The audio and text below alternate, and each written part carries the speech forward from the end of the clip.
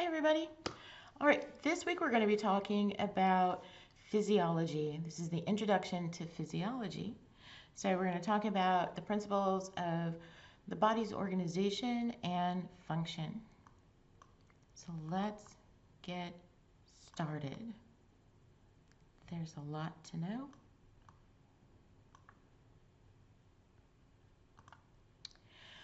So body structures reflect their function. Form follows function. And most animals' bodies are organized into this hierarchy, going from cells to tissues to organ systems. So when we talk about form follows function, if a structure is the product of natural selection, which we talked about before, then the structure usually closely reflects its function. For example, this fast swimming organism that we're seeing here, the penguin, is going to end up with a streamlined body shape because they need to move through the water. Form follows function. But let's take a look at organization. So animals, and you saw the definition of an animal before last week in your lecture series and also in your reading.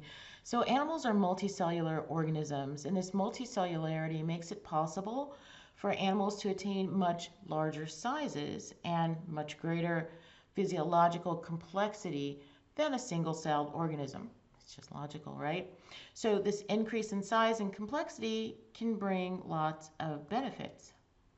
So let's take a closer look at the organization. So the cell, as you know, is the smallest unit of organization in all organisms.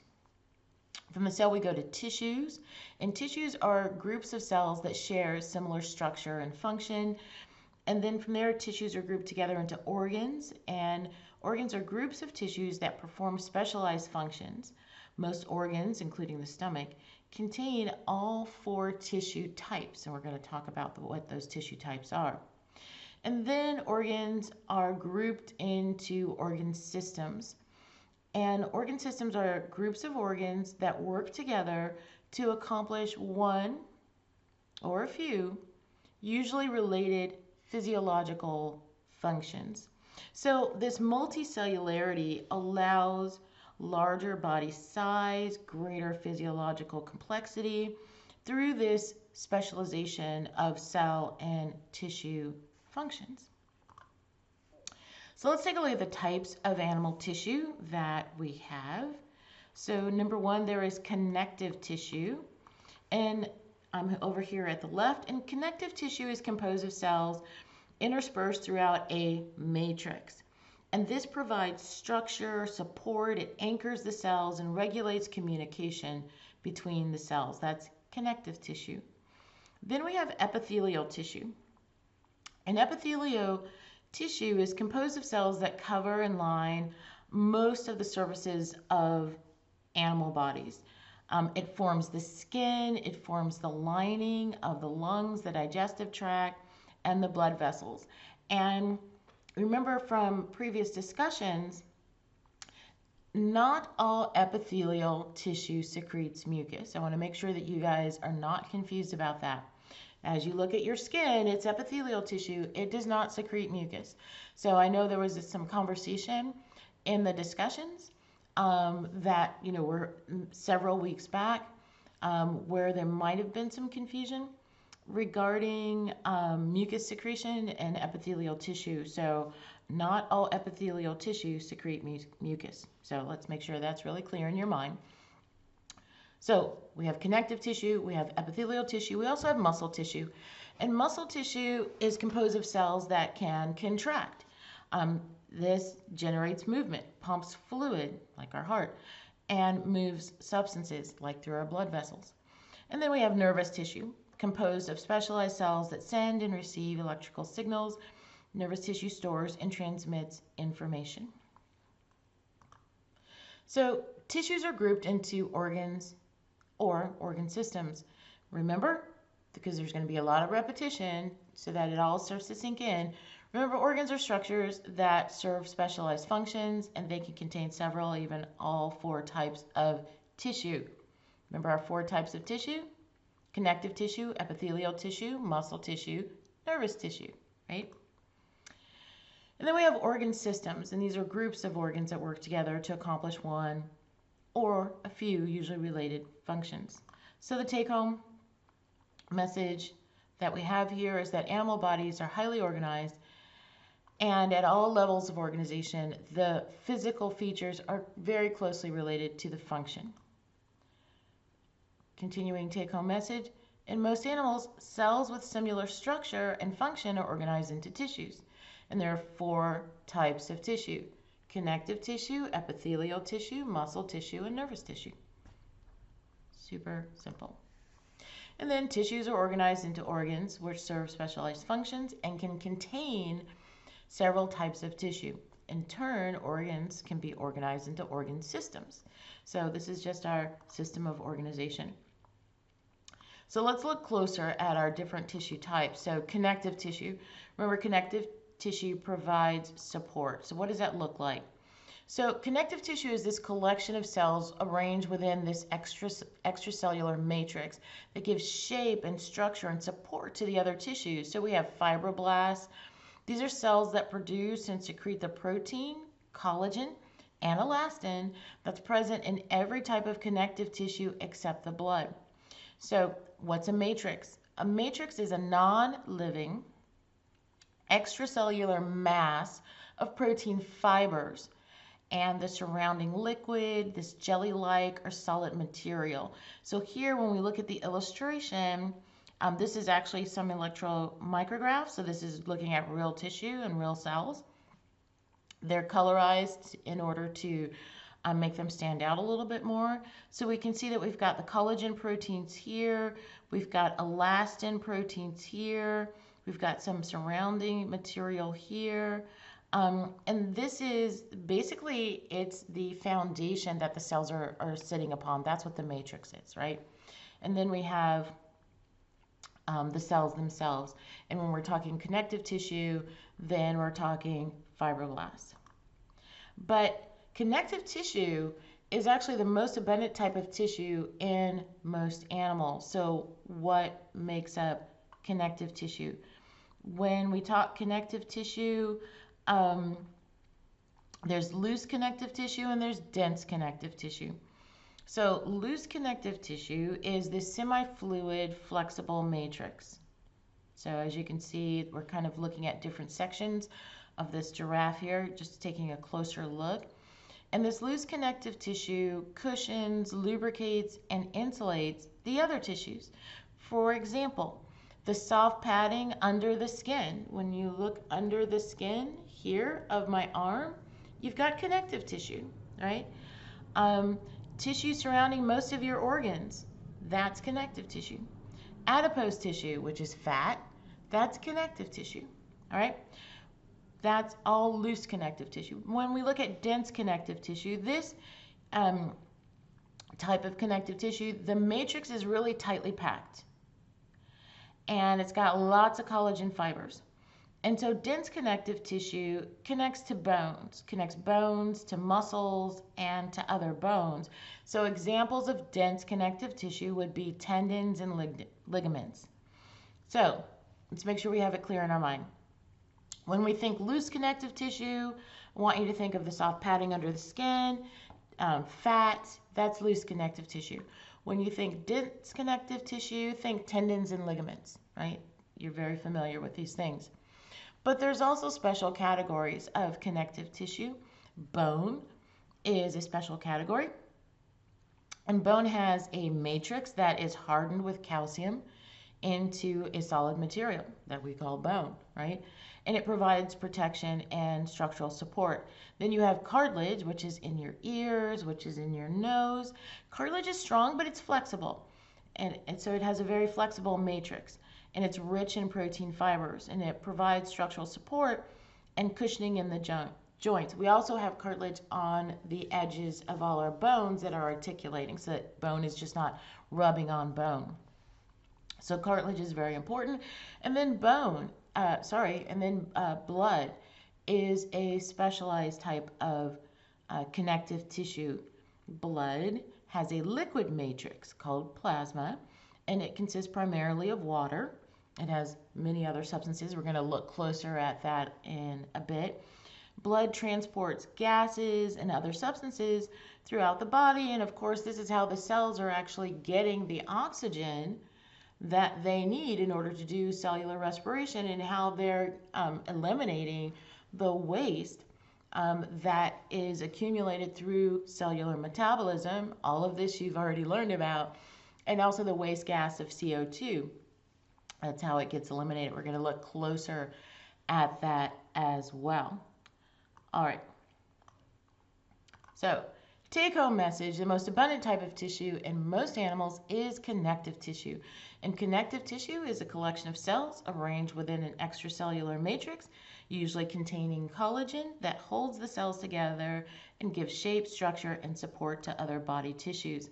So some examples of connective tissue are tendons, ligaments, fat, blood, bone, and cartilage. All connective tissue. So here's a question for you. Which tissue is involved in the functioning of the heart? Is it connective tissue, epithelial tissue, muscle tissue, nervous tissue, or all of the above? The answer is number 5, all of the above. All right, let's look closer. So, epithelial tissue covers most of the interior and the exterior surfaces of the body. So let's look at the functions of epithelial tissue. Now the epithelium is it's a sheet-like tissue that separates different parts of the body and plays important roles in protection, transportation, and secretion. For example, when we're looking at the stomach, here we have the stomach acid, we have the inside of the stomach here to the left, we have the surrounding tissue here to the right.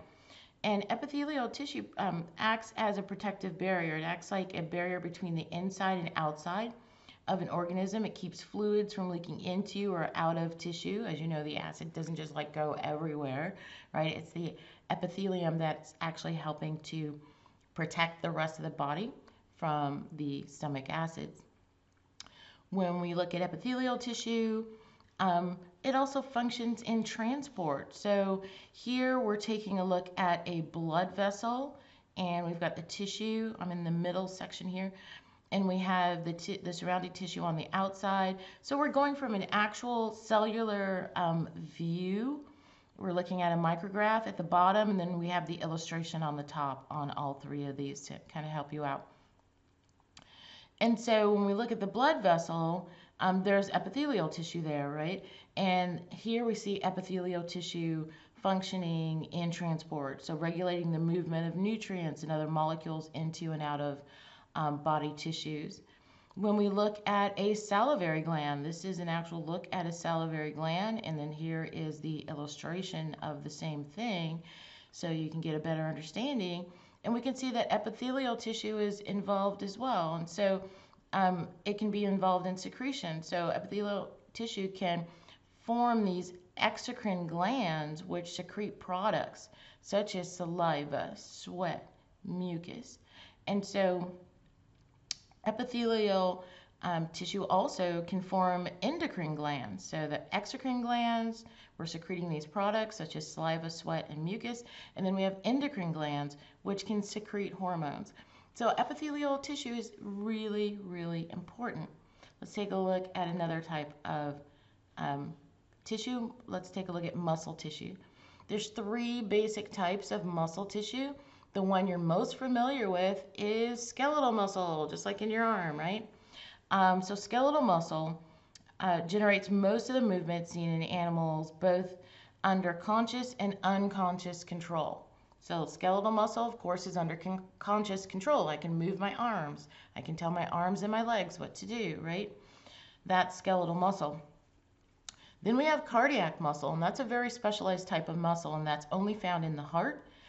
And it is under unconscious control, which means I don't have to think about my heart beating, right? I don't, thank goodness, because if I were to forget, my heart would stop beating.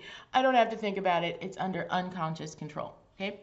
There's another type of muscle called smooth muscle. And smooth muscle generates the slow, rhythmic contractions that can gradually move food or other substances through the body or alter blood pressure. So we find smooth muscle in the intestinal lining. So in the walls of the intestines, you have smooth muscle, and they're constantly, your intestines are constantly moving, which is really cool. If you do surgery and you open up an abdomen and you look inside, the intestines look like just a bag of worms just moving.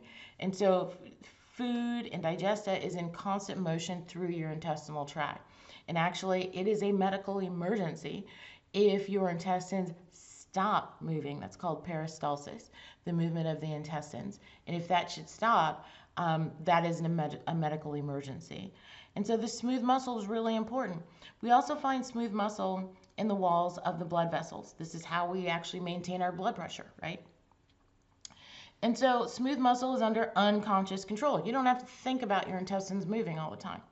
You don't have to remember to tell them to move all the time. You don't have to think about telling your blood vessels to either constrict because you need a higher blood pressure or to dilate so that your blood pressure lowers. You don't have to think about that. It is under unconscious control. Okay? And so smooth muscle can also generate contractions without nervous stimulation, which is really interesting. Okay? So 3 types of muscle: skeletal muscle, which helps us move and walk; cardiac muscle, which is our heart only; and smooth muscle, found in the intestines and the blood vessel walls. So let's take a closer look at skeletal muscle here. It's usually attached to bones. It's responsible for generating most movement. Can be under conscious control or unconscious control. Have you ever had your reflexes checked and your leg go ahead, you knock your patella ligament in particular, and there is a reflex there and your leg will jump up. You didn't have to think about it. So skeletal muscle can be under not only conscious control but also unconscious control. And it is made of these individual skeletal muscle cells called muscle fibers. We're going to talk more about skeletal muscle later. And of course, we have cardiac muscle, located only in the heart. It is not under conscious control. You don't have to think about your heart beating. You have other mechanisms that actually will cause that to happen. We're going to talk about what those are a little bit later. And then smooth muscle, found in the walls of blood vessels, the stomach, the intestines, the bladder, many other organs, and internal tubes within the body. It is not under conscious control, but of course the bladder, the sphincter of the bladder, you can control, which is why we can walk around without diapers, right? Because we can control our bladder sphincter, right? But the other smooth muscle in the intestines, in the vessels, we do not have to consciously control. I want to show you a little bit of a quick movie about peristalsis. Let's see if it will play.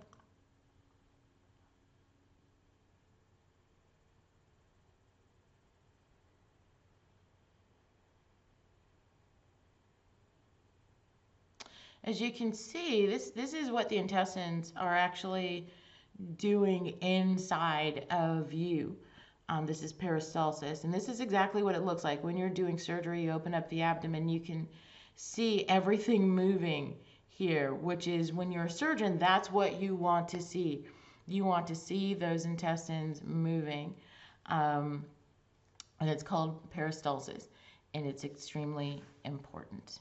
All right, so if I were to ask you the question, what muscle type can we consciously control? Skeletal, cardiac, smooth, all of the above, only 1 and 2?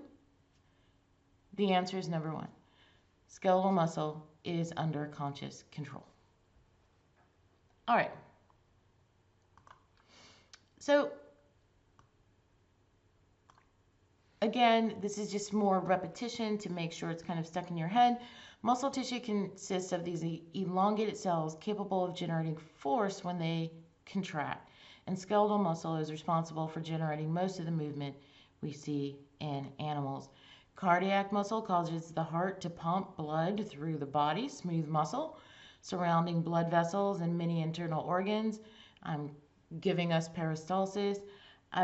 Generates slower contractions that can gradually move food or other substances or even alter our blood pressure because smooth muscle is in the vascular wall. And then when we talk about nervous tissue transmits information. So here we have a nerve. We're just going to do a quick zoom in. We're going to learn more about nerves when we get to the section on nerves and nervous tissue. But that's a quick look at a neuron. All right. So when we talk about the organization of the nervous system, it has its own type of organization. So we have what's called the central nervous system. You've probably heard that, the central nervous system. That's the brain and the spinal cord. And then when we talk about the peripheral nervous system, that is composed of the sensory and the motor neurons and the associated glial cells that branch off of the spinal cord. We're going to go deeper into that when we get to neurology. But for now, when you think about the nervous system, just know that it has two basic parts: the central nervous system, which is the brain and the spinal cord, and the peripheral nervous system. Remember, the peripheral is sort of like the word periphery, things that are on the outside. So it's right, all the branches of the nervous system that are coming off of the spinal cord are considered the peripheral nervous system. And here we've got a nice image of a muscle being innervated. This is actually what it looks like. This is a real image. So here we have a series of muscle cells, and we have the nerves actually coming out. And you can see they have the little pads here where they're attaching to the muscle. We're going to look deeper at that when we get to the nervous system. But that's how we actually have the conscious control over our muscles, because of this innervation to the muscles that we have. So now let's take a closer look at organ systems and the organ systems that we actually have. So we have the digestive system, which it disassembles and absorbs food so the body can acquire the nutrients it needs to function. We have the circulatory system, which transports nutrients and respiratory gases to the tissues and eliminates waste from the tissues. That's the circulatory system. We have the respiratory system, which provides a site for gas exchange between the external environment and the organism's circulatory system, right? That's how we actually get the gas to our blood, through the respiratory system. Then we have the nervous system, which acts as the control center of the body. It interprets, stores, and transmits information using electrical impulses and chemical signals.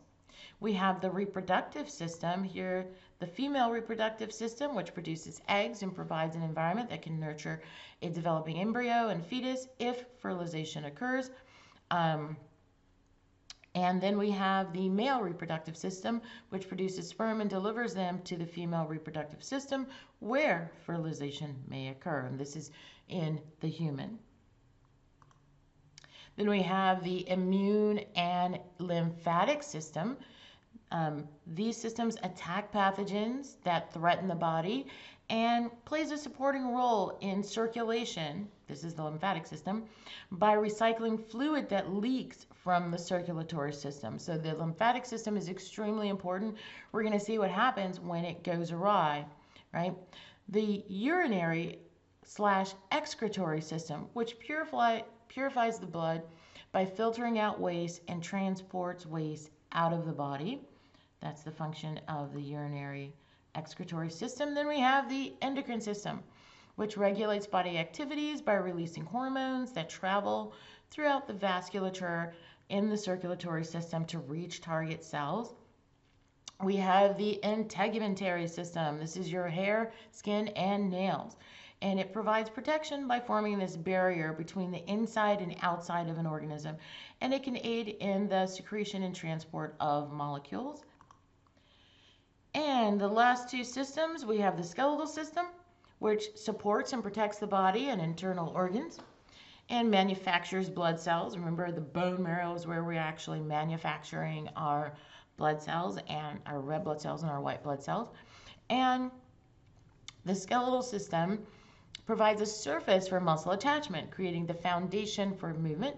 And then we have the muscular system, which basically generates force through contraction, which enables movement of the body and movement of blood, food, and other substances throughout the body, right? Let's take a look at how we keep all of these systems in balance. That was a lot of systems, right, that we have. So how do we keep it all in balance? We keep it all in balance through a process called homeostasis. What is homeostasis? So our bodies function best within this narrow range of internal conditions. And we're talking human here. So our body temperature, 98.7 degrees Fahrenheit. Our blood pH ranges between 7.35 to 7.45, average of 7.4. Remember your pH scale? Remember we talked about what happens if the body becomes too acidic? That is a medical emergency. You will die. What happens if the body becomes too alkaline? That is a medical emergency. You will die. The body has a mechanism to keep us within this very tight range. That is homeostasis.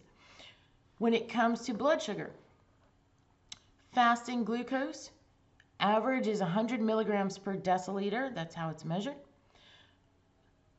Generally, we have a max of about 140 milligrams per deciliter. That's postprandial. Postprandial means after you've eaten, right?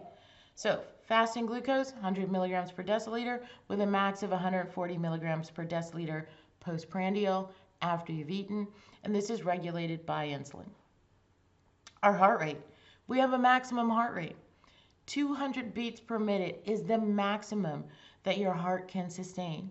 If it goes higher than that, it is likely to get into what's called a fibrillation state. That's a quivering. It's beating too fast. It's not able to efficiently pump blood because it's doing this, right? So 200 beats per minute or higher, that's a medical emergency.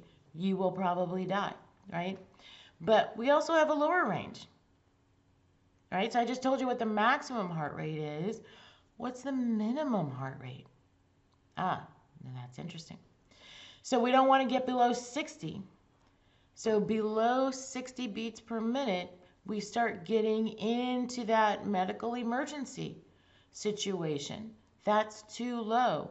You're not moving enough blood, right, to actually bring oxygen for cellular respiration and metabolism of the cells of your brain and your vital organs, right? So we can see that we have these very narrow range that we function in our internal conditions, right? And homeostasis is very important to keep us within that range. So failure to maintain homeostasis, this consistent internal environment, failure to maintain homeostasis can lead to multiple problems in the normal functioning of cells, tissues, and organisms, and can result in death. So, how do animals regulate their internal environment through homeostasis? So, homeostasis is this maintenance of this relatively constant internal chemical and physical environment in the face of constantly changing environmental factors. For example, let's take a look at these people who are doing sort of the ice plunge challenge, right? The external temperature outside could be 19 degrees Fahrenheit. That's cold.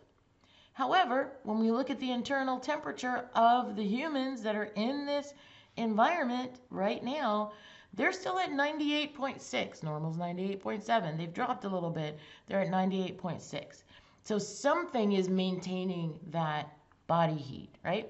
Let's take a look at this guy who's going through the desert. Same thing. It's 110 degrees, maybe even 120 degrees outside.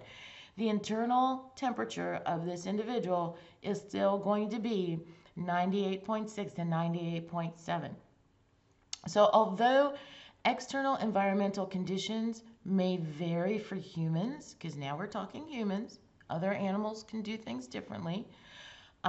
Mammals will also function in the same way as humans. So you can kind of extrapolate this out to your dog and cat friends as well.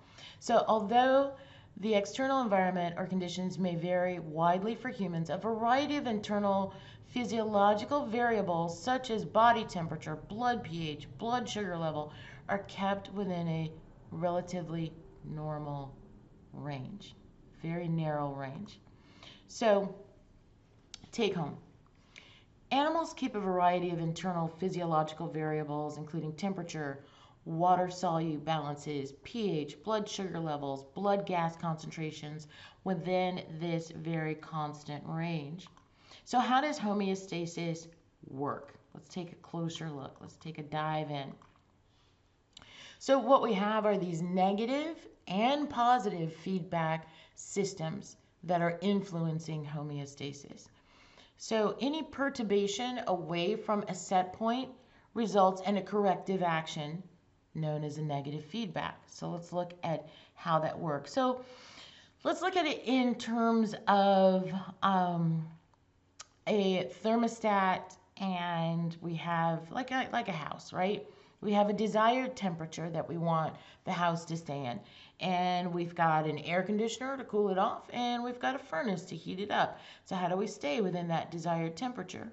Well, in a negative feedback loop, sensors can detect change in the internal environment and then trigger the effectors to oppose or reduce the change. So for example, if the sensor detects that it is too hot, then the effector, the air conditioner, is going to decrease the temperature. And then we get back to the desired temperature, and the sensor is sensing again. Let's say that the sensor senses it's too cold.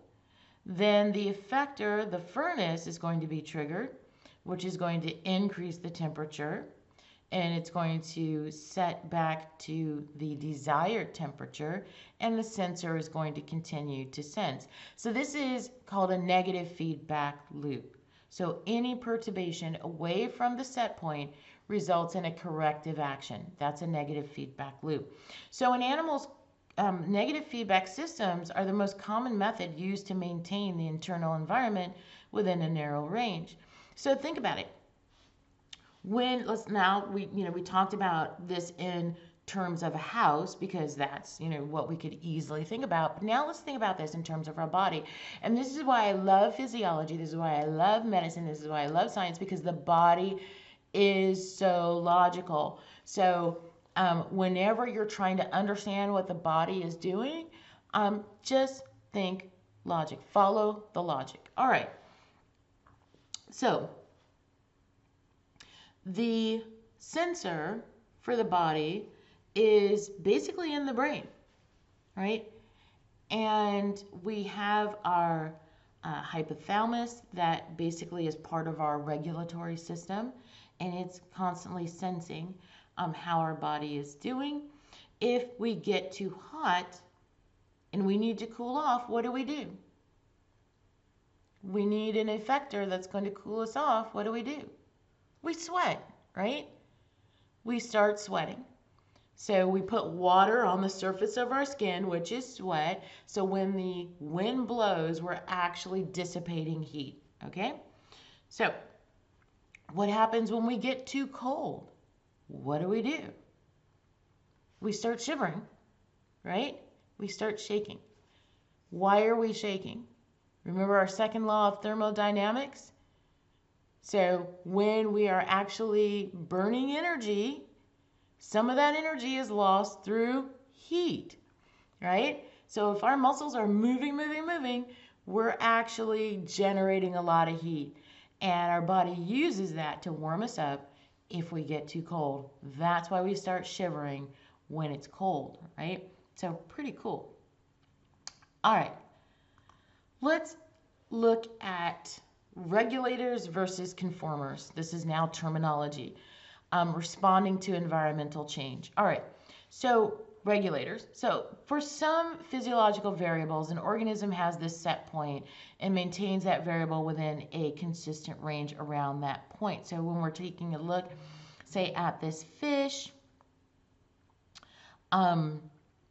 and we've got the salt concentration within the body remaining constant, and we've got the salt concentration in the water may be low, it may be very high, but the organism's internal environment does not vary with the external environment.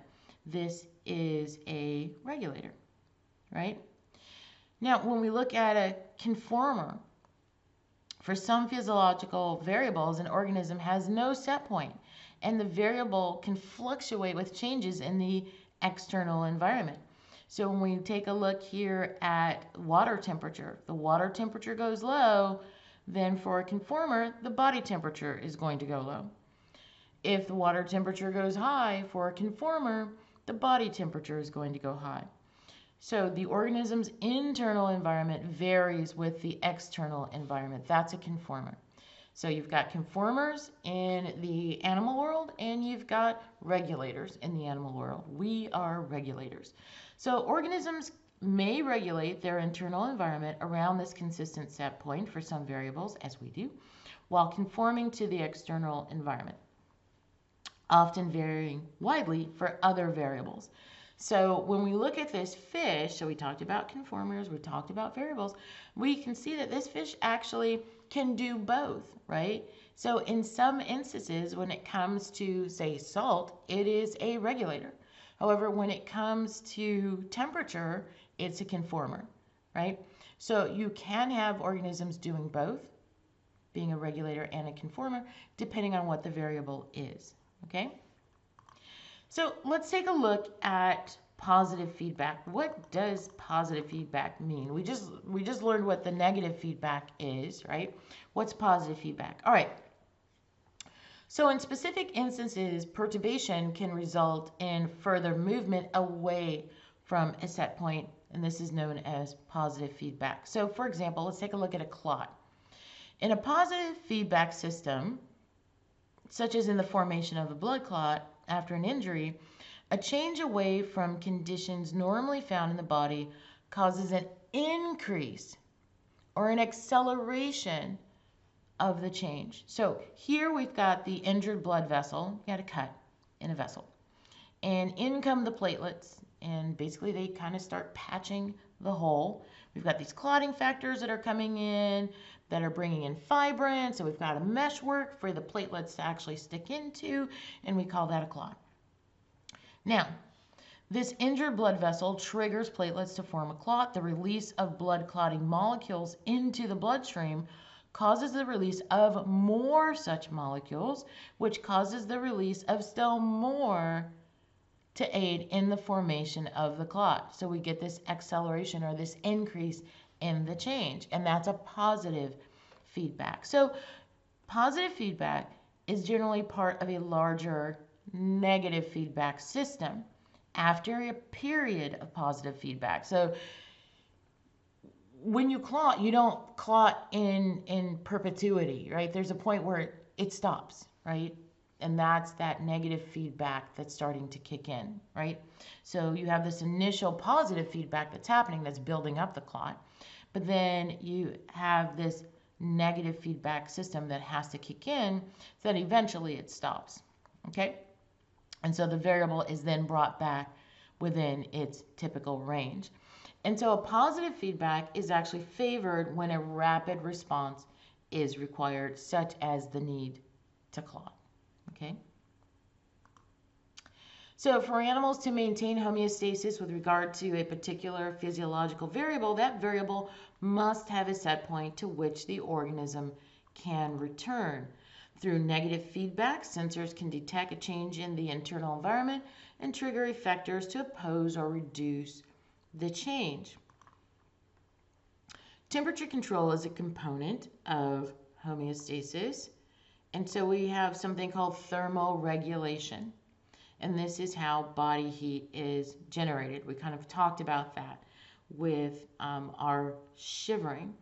So for many species, the control of temperature, called thermal regulation, is a really important part of homeostasis. And some of the important benefits to controlling body temperature include enhancing enzyme stability. Remember, enzymes have certain temperatures that they function best in, right? That's why we use refrigerators, so that bacteria, their enzymes don't work, right? Our food doesn't break down. So being able to adjust body temperature is going to enhance enzyme stability and efficiency. Just as the small change in temperature often can significantly reduce the rate at which an enzyme can catalyze a reaction. And so this gives organisms more independence in the timing of their daily activities. And it also helps to resist freezing, right? The ability to thermoregulate. So, generating body heat. Two new terms for you. Endotherms.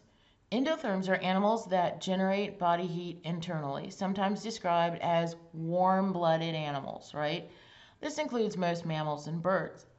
And then we have ectotherms. So ecto means outside. So ectotherms are animals that get their heat primarily from the environment, sometimes described as, quote, cold-blooded animals. And these include invertebrates, fishes, amphibians, and reptiles. So we have endotherms, of which we are, and we have ectotherms. All right. So when we take a look here at this graph of endotherms versus ectotherms. Endotherms generate their heat within their own bodies, right? Endo, inside. And ectotherms get their heat primarily from the environment, ecto, outside, right? Usually the sun. So let's take a look at these graphs here. So what are they trying to tell us? So let's take a look at the top graph, ambient temperature effect on body temperature. So the temperature outside's effect on body temperature. Here we've got a cat, which is an endotherm, and here we've got a lizard. We're looking at the x-axis being the ambient temperature in degrees centigrade. Here we can see we're going from 15 all the way up to 40 degrees centigrade. When we look at the lizard, we can see that its temperature is basically scaling along with the ambient temperature. But when we look at the endotherm, the cat, we can see that its body temperature is remaining constant regardless of the scaling ambient temperature. Now there is a limit to which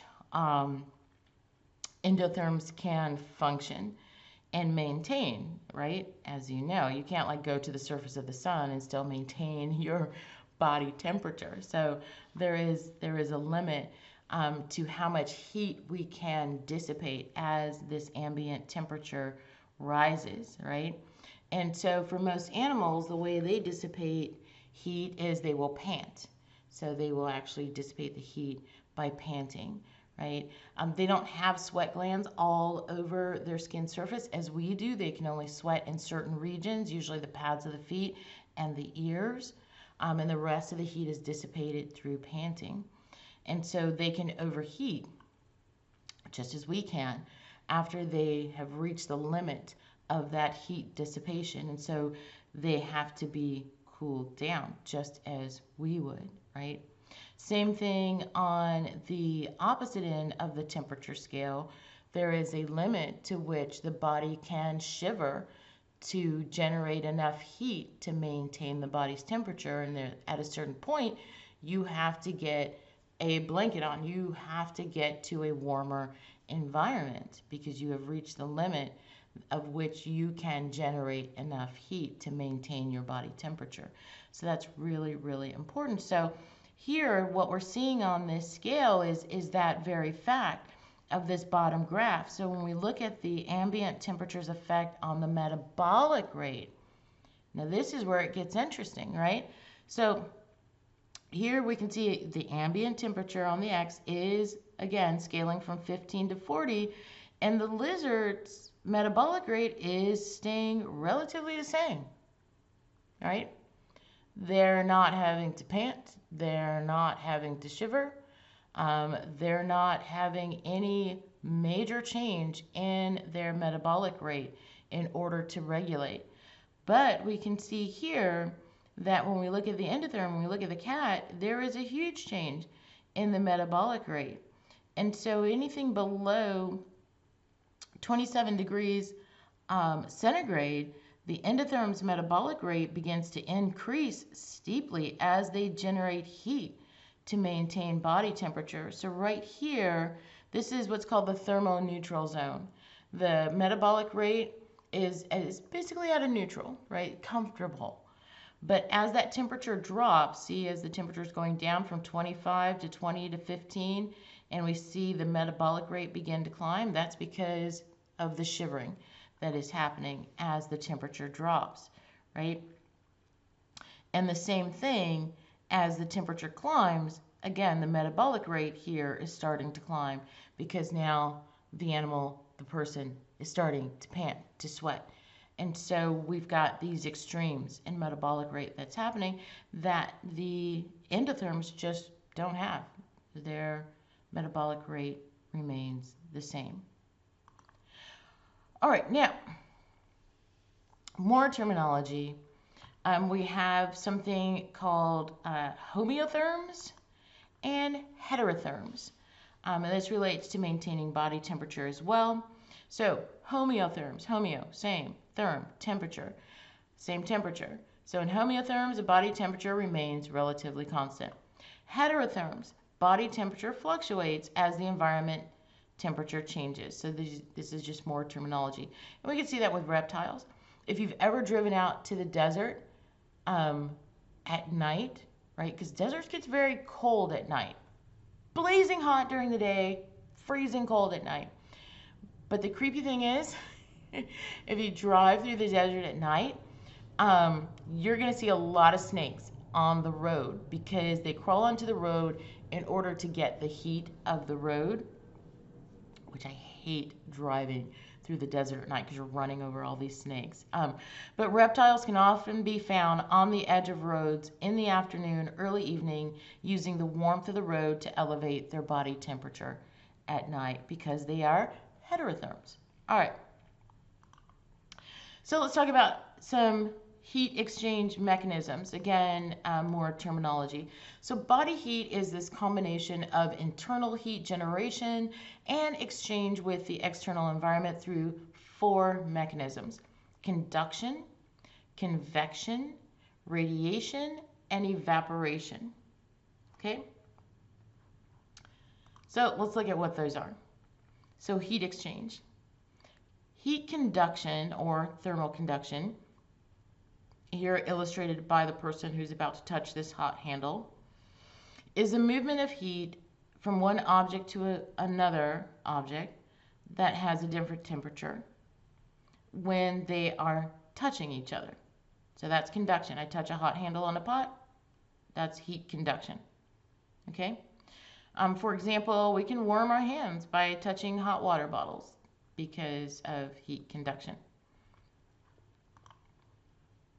Convection is the transfer of heat through a fluid, a liquid, or a gas, caused by molecular motion. That is convection. So here we see the water in the pot because convection is the transfer of heat through a fluid, which could be a liquid or a gas, caused by molecular motion, right? Here we have conduction again, the transfer of heat or electric current from one substance to another by direct contact.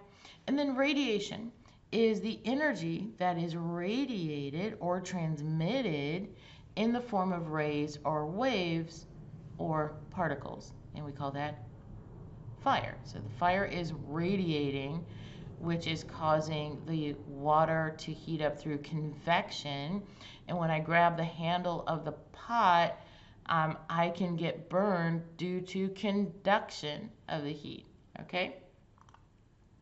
So there's 4 basic methods by which animals regulate body temperature. Number one, there are physical methods.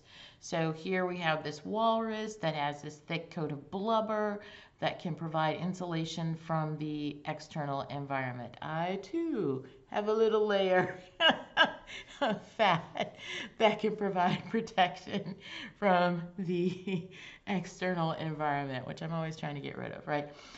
Then we have behavioral methods, and this is really cute.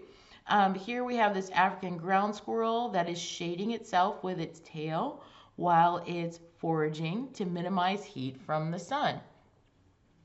And then we have physiological methods, which we've already talked about.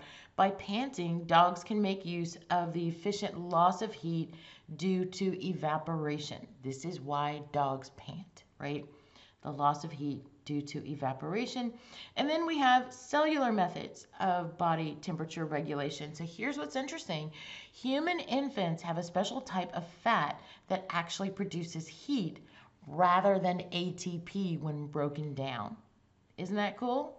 So when you think about it, kids don't come out with clothes on, right? When they're born, you don't have anything on, you don't have any clothes. So you do have to keep warm.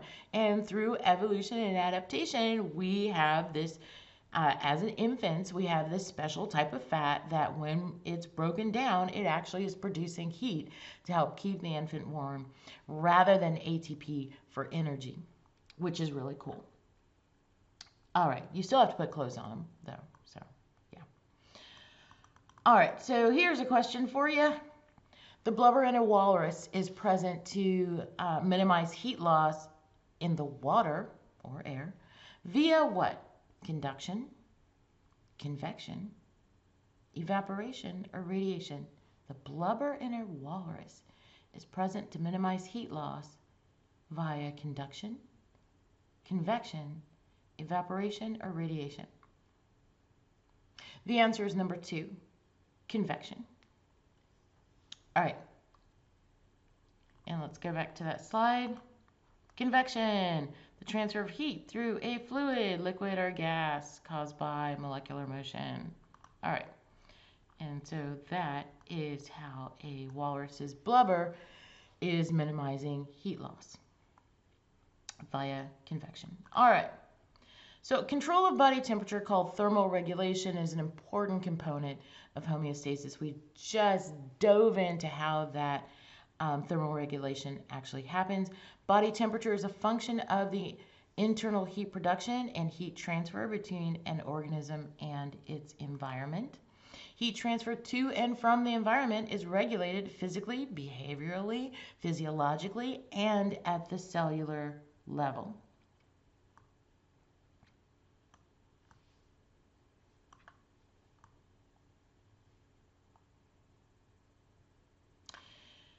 And now, that's going to complete it for this lecture. In our next lecture, we're going to take a closer look at circulation and respiration. I'll see you guys in the next lecture. Bye.